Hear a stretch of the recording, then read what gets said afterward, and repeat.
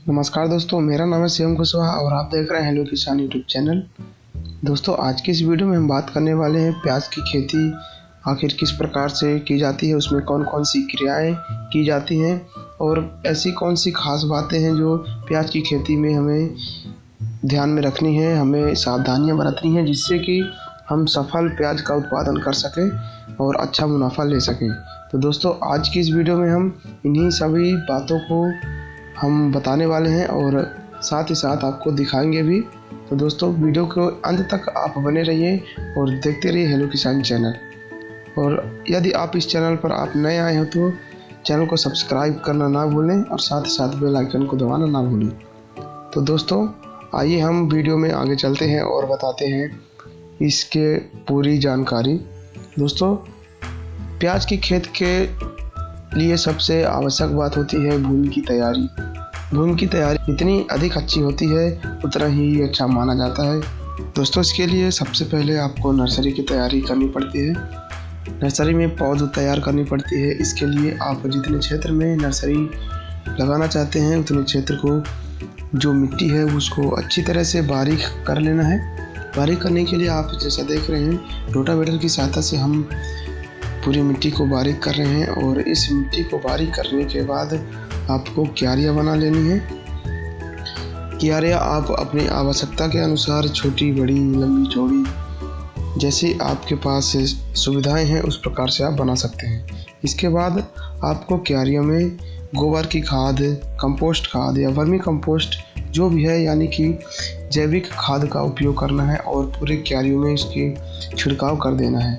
छिड़काव करने के बाद आपको प्याज के बीज को अच्छी तरीके से थोड़ा मतलब कि जो प्याज का बीज आप डालेंगे वह इकट्ठा ना हो, थोड़ी थोड़ी दूरी पर कुछ फासले में ज़मीन पर पड़े ऐसा आपको बीज छींट देना है।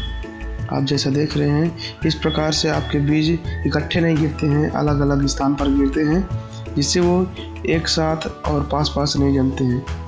और अलग अलग रहने की वजह से जब आप उसे उखाड़ेंगे तो उनकी जड़ जो है वो कटेगी नहीं और वो आसानी से बाहर निकल आएंगे। इस प्रकार बीज की छटाई कर सकते हैं और इसके बाद आप पानी लगा देंगे। पानी लगाने के कुछ दिन बाद आप देखेंगे कि आपकी जो पौध है उसमें अंकुरण आने लगेगा। आप देख रहे हैं ये जो है पानी लगाने के बाद इसमें कितना अच्छा अंकुरण हुआ है और यही पौध धीरे धीरे बड़ी होगी और नर्सरी हमारी तैयार हो जाएगी। दोस्तों, आपको नर्सरी में समय समय पर पानी देना है, पानी अधिक नहीं देना है।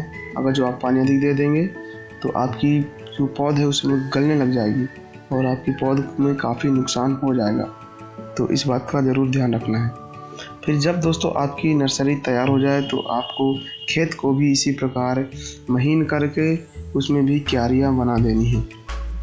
क्यारियाँ भी अपने आवश्यकता अनुसार आप बना सकते हैं।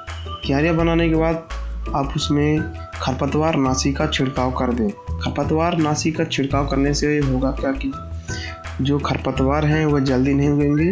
आपकी पौध जब कुछ मजबूत हो जाएगी तब खरपतवार उगेंगे थोड़ा बहुत मात्रा में, तो वह आपकी पौध को नुकसान नहीं करेंगे।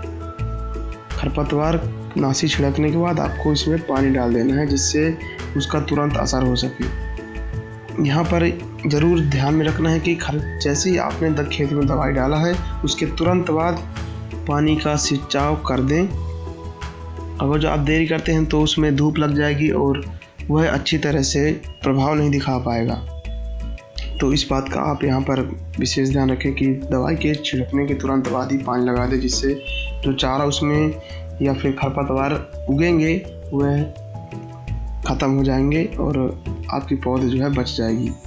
फिर इसके बाद दोस्तों आपको जो प्याज की पौध है उसको आराम से उखाड़ना है। आप आसानी के साथ उस पौध को खेत से या फिर यूँ कहें कि नर्सरी से बाहर निकाल सकते हैं। फिर उसके बाद आपको उसकी जो जड़ है उसमें मिट्टी को अलग कर देना है। मिट्टी अलग करने के लिए आपको पानी से उस जड़ को, उस पौध को धुल देना है जिससे उससे कि उसकी जो जड़ है उसमें आसानी से मिट्टी छूट जाए। इसके बाद आपके पौधे में जो मिट्टी लगी हुई है उसको पानी की सहायता से हटा देना है। आप जैसा देख रहे हैं यहाँ पर एक गड्ढा बना हुआ है और हमारी जो पौध है उसी में डली हुई है।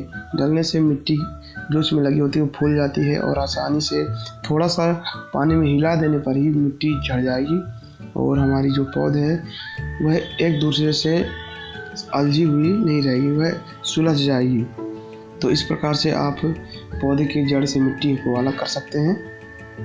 दोस्तों, यह क्रिया जो होती है यह क्रिया बहुत आवश्यक होती है, क्योंकि यदि आप प्याज की पौध से मिट्टी को नहीं हटाएंगे तो उसकी जड़ है आपस में एक दूसरे में फंसी हुई रहेंगी, जिससे जब आप उसको अलग करेंगे तो वह टूट जाएंगी और वह क्षतिग्रस्त हो जाएंगी। तो आपको पानी की सहायता से उसके जड़ की मिट्टी को हटा देना है। और आप जैसे देख रहे हैं वीडियो में, जो इसकी ऊपरी पौध होती है इसको भी काट देते हैं।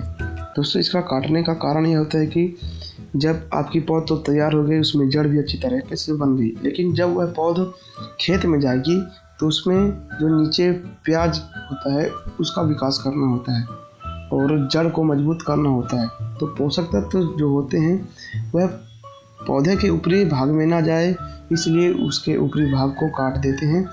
तो पोषक तत्व उसकी जड़ों में जाता है, वह जड़ का विकास अच्छी तरह से करता है। इसलिए यह क्रिया इसमें की जाती है कि प्याज की जो पौध है उसका ऊपरी सिरा काट दिया जाता है। काटने के बाद आप देख रहे हैं उंगली की सहायता से इसको ज़मीन में जो क्यारियाँ बना रखी हैं आपने उसमें गाड़ देना है। दोस्तों, इसमें जो आप देख रहे हैं इसमें लगाने से पहले क्यारियों में पानी की सिंचाई की जाती है। पानी की सिंचाई करने से उसमें लगाने से आसानी होती है। आप उंगली की सहायता से आसानी के साथ पौध को उसमें लगा सकते हैं। आप देखिए कितनी आसानी से हमारी पौध लग रही है।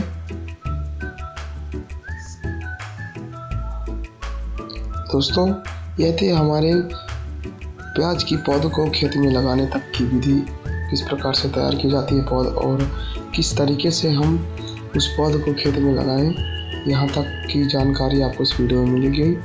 और दोस्तों, इसकी आगे की जानकारी, इसमें कौन कौन से रोग होते हैं, कौन से कीट होते हैं और इसका भंडारण किस प्रकार से करें, इसका जानकारी अच्छी तरह से और तकनीकी जानकारी लेने के लिए आप हेलो किसान चैनल शिवम कुशवाहा को सब्सक्राइब कीजिए और देखते रहिए इस चैनल को और सब बने रहिए हमारे साथ। धन्यवाद।